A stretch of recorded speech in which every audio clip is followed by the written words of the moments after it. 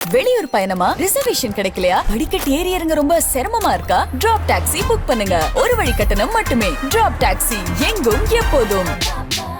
So அந்த வகையில ஆதி திராவிடர் நலத்துறை மாண்புமிகு அமைச்சர் மு மதிவேந்தன் அவர்கள் கிட்ட நான் கேட்க வருவது என்னன்னா, நீங்க எப்பவுமே பாத்தீங்கன்னா ரொம்ப டஃப்பான ஒரு இது. ஏன்னா எல்லா ஸ்ட்ராட்டாலையும் எல்லா விஷயத்திலயும் அவங்களுக்கு வந்து மேம்பாடு தேவைப்படுற ஒரு ஒரு அமைச்சரவை உங்களுக்கு கொடுத்திருக்காங்க. அப்படி இருக்கும்போது அதுலயே உங்க மனசுக்கு ரொம்ப க்ளோஸ் ஆன இதுதான் பெஸ்ட் நான் பண்ணதுலே அப்படின்னா ஏதாவது ஒரு 3 திட்டம் டக்குன்னு உங்களால சொல்ல முடியுமா?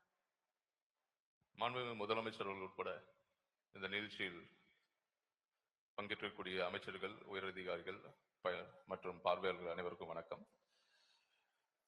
இந்த துறை என்பது மிக முக்கியமான துறை. உள்ளபடி இங்க இருக்கக்கூடிய அனைத்து அமைச்சர்களுக்கும் இந்த வாய்ப்பு கிடைச்சிருக்கு. என்னை பொறுத்த வரைக்கும் நான் இந்த கேபினெட்லயே ரொம்ப ஜூனியர் மோஸ்ட் மினிஸ்டர். அதனால நான் நம்முடைய சிஎம் பார்க்கும்போது எப்பயுமே ஒரு ஹெட் மாஸ்டர் பார்க்கிற போல எனக்கு ஒரு பயமும் மரியாதையும் கலந்த உணர்வு தான் எப்போதும் ஏற்படும். இன்னைக்கு இந்த முக்கியமான துறையை நம்முடைய சிஎம் வந்து எனக்கு வழங்கி இருக்கிறார். இன்னைக்கு நம்முடைய டிடி அவர்கள் முக்கியமான 3 திட்டங்களை நீங்க கேட்டிருக்கீங்க. நிறைய திட்டங்களை நம்ம துறையில நாங்க செயல்படுத்தி இருக்கிறோம். இந்த துறை ஏன்னா அடித்தட்டு மக்களுக்கான துறை, எஸ்சி எஸ்டிக்கான துறை, அவங்களுக்கான வேலை வாய்ப்புகள், அடிப்படை வசதிகள், இது எல்லாத்தையும் கட்டமைப்புகள் எல்லாத்தையும் கொடுக்கிறோம். நான் நம்முடைய முதலமைச்சர் தலைமையிலான இந்த ஆட்சியில் வியந்த பல்வேறு விஷயங்கள்ல முக்கியமான விஷயங்கள் மட்டும் நான் சொல்லிடுறேன் சுருக்கமாகவே. நம்முடைய முதலமைச்சர் அவர்கள் நிறைய ஆலோசனை கூட்டங்கள் நடத்துவார். ஒவ்வொரு துறை சார்ந்த அமைச்சர்கள், அதிகாரிகளை கூப்பிட்டு ஆலோசனை கூட்டங்கள் நடத்துவார். அப்போதுதான் இந்த துறை சார்ந்த முக்கியமான பணிகள் என்ன அப்படின்னு நம்ம கேட்பாரு, கலந்துரையாடல் நடக்கும். அதுல நம்முடைய முதலமைச்சர் அவர்கள் ஒரு நாள் ஆலோசனை கூட்டத்துல இந்த மக்களுக்கான சமுதாய கூடங்கள் அப்படின்னு கம்யூனிட்டி ஹால்ஸ், அதாவது ஃபங்க்ஷன்ஸ் நடத்துவோம் இல்லையா, இப்ப நிறைய மண்டபங்கள் இருக்கு. இந்த மாதிரி பல்வேறு மண்டபங்கள் இருக்கு. கிட்டத்தட்ட ஒரு எல்லார் ஃபேமிலிலையும் நடக்கிற மாதிரி நம்முடைய பட்டியல் மக்கள் வாழக்கூடிய பகுதிகள் அந்த மக்களுக்கு தேவையான நிறைய விஷயங்கள் இருந்தாலும் என்ன இருந்தாலும் செலிப்ரேஷன்ஸை நம்ம விட மாட்டோம். எல்லா வீட்லயும் வந்து காது குத்து, கல்யாணம், திரட்டி, வளகாப்பு இருக்கு. ஆனா இந்த பட்டியல் மக்களுக்கு என்னன்னா, அந்த இருக்கக்கூடிய கல்யாண மண்டபத்துல ஒரு வாடகை கொடுத்து அந்த ஃபங்க்ஷன்ஸை நடத்தக்கூடிய அளவுக்கு அவங்க வந்து ஒரு பொருளாதார மேம்பாடு இல்லை.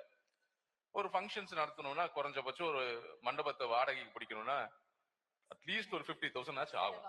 அதுக்கப்புறம் வந்து கிளீனிங் சார்ஜஸ், இது மட்டும் இல்லாம குக்கிங், ஃபுட், இது எல்லாமே இழுத்துரும் இல்லையா, ஒரு 1 லட்சம் ரூபாய் ஆயிரும்.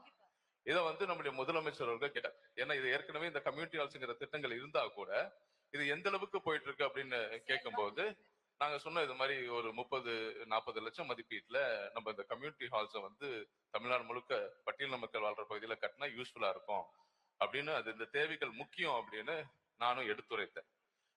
கடைசியில பாத்தீங்கன்னா எங்களுக்கே ஒரு மிகப்பெரிய ஒரு சர்ப்ரைஸ். நாங்க எதிர்பார்த்தது ஒரு 40-50 லட்சம் மதிப்பீட்டுல சமுதாய கூடங்கள். ஆனா ஜியோ வந்துச்சு. நம்முடைய முதலமைச்சர் அவர்கள் கொடுத்த அந்த கம்யூனிட்டி ஹாலோட பிரைஸ் 1.3 crores. கிட்டத்தட்ட G+1 கிட்டத்தட்ட 1.3 crores மதிப்பீட்டுல மேரேஜ் ஹால்ஸ பட்டியல் மக்கள் வாழ்றக்கூடிய பகுதிகளில் கட்டி தந்த தலைவர் நம்முடைய முதலமைச்சர் அவர்கள். இன்னைக்கு இந்த மேரேஜ் ஹால்ஸ்ல இந்த பட்டியல் மக்களுடைய சொந்தங்கள் நடத்தக்கூடிய அனைத்து சுப நிகழ்ச்சிகளையும் அங்க ஒரு 5,000 ரூபாயில நடத்திக்கலாம். இன்னைக்கு எவ்வளவு செலவு மிச்சம்? கிட்டத்தட்ட 1 லட்சம் ரூபாய் இன்னைக்கு அவங்க கட்ட தேவையில்லை. இது மட்டும் இல்லாம எங்கேயும் போய் இந்த தேதிக்காக அவங்க காத்திருக்க தேவையில்லை. அந்தந்த பகுதிகளிலேயே அந்த சமுதாய கூடங்கள் வந்து நம்முடைய முதலமைச்சர் அவர்கள் கட்டி தந்திருக்கிறார். சார் நான் 3 கேட்டேன், நீங்க 1 சொன்னதே எங்களுக்கு மன நிறைவா இருக்கு. அவ்வளவு and it's very very important. ஏன்னா அவங்களுக்கு வந்து ஒரு ப்ரையாரிட்டி கொடுத்து அவங்க அதை யூஸ் பண்ணிக்கலாம். and அவங்க ஒரு சோஷியலா அவங்களோட என்ன சொல்றது கூடி பேசி அவங்களுடைய கம்யூனிட்டியை மேல கொண்டு வர்றதுக்கு அவங்க எத்தனையோ திட்டங்களை அவங்களுக்குள்ளேயே சின்ன சின்னதா வளர்த்துக்கலாம். That's wonderful. Thank you sir. ரொம்ப இவ்வளவு நேரம் சொன்ன நீங்க ரொம்ப அழகா எங்களுக்கு எக்ஸ்பிளைன் பண்ணீங்க. Thank you so much. இன்னும் சொல்றேன். இன்னும் ஒரே ஒரு திட்டம் முக்கியமானது வந்து அண்ணல் அம்பேத்கர் அயலக உயர்கல்வி திட்டம் அப்படிங்கிற ஒரு திட்டம். இது என்ன அப்படின்னா, நம்ம ஸ்டூடெண்ட்ஸ் வந்து பேச்சுலர்ஸ் இங்க பண்றாங்க, மாஸ்டர்ஸ் வந்து அப்ராட் பண்றதுக்கு யூகே, ஆஸ்திரேலியா இந்த மாதிரி மாஸ்டர்ஸ் அவங்க பண்றதுக்கு வந்து செலவுகள் அதிகமாகும். சோ கடந்த ஆட்சியில வந்து பாத்தீங்கன்னா இங்க இருக்கக்கூடிய ஸ்டூடெண்ட்ஸ் கிட்டத்தட்ட ஒரு 3 பேர் தான் பயனடைஞ்சது இருக்காங்க. அதுக்கு ஒதுக்கிய நிதி வந்து ரொம்ப சொற்பமா இருந்துச்சு. நம்முடைய முதலமைச்சர் ஏன் இந்த திட்டத்தை வந்து அதிக பேர் இல்ல பயனடையல, வேற 2 பேர் தான் பயனடைஞ்சிருக்காங்க அப்படிங்கிற கேள்வியை கேட்டார். இதற்கு வந்தான அந்த ஸ்க்ரூட்டினி ப்ராசஸ் வந்து டைட்டா இருந்துச்சு. அந்த வருமான உச்ச வரம்பு வெறும் 3 லட்சமா தான் இருக்கு. அந்த 3 லட்சத்துக்கு கீழே இருக்கவங்க தான் அந்த மாஸ்டர்ஸ் அப்ராட்ல போய் படிக்க முடியும்.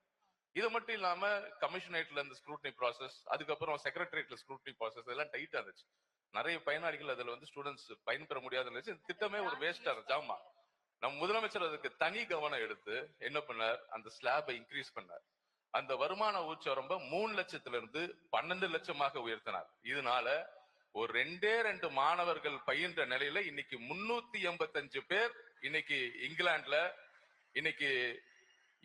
இருக்கக்கூடிய university of Surrey, university of Leicester, அதுல வந்து ஏரோநாட்டிக்கல் சயின்ஸ் படிக்கிறாங்க, ஆர்டிபிஷியல் இன்டெலிஜென்ஸ் படிக்கிறாங்க, யூனிவர்சிட்டி ஆஃப் வெஸ்டர்ன் ஆஸ்திரேலியால இன்னைக்கு படிக்கிறாங்க. எத்தனை பேர்? 385 மாணவர்கள் இன்னைக்கு உயர்கல்வி படிக்கிறாங்கன்னா இதுக்கெல்லாம் காரணம் நம்முடைய முதலமைச்சர்கள் கொண்டு வந்த இந்த சின்ன மாற்றம்.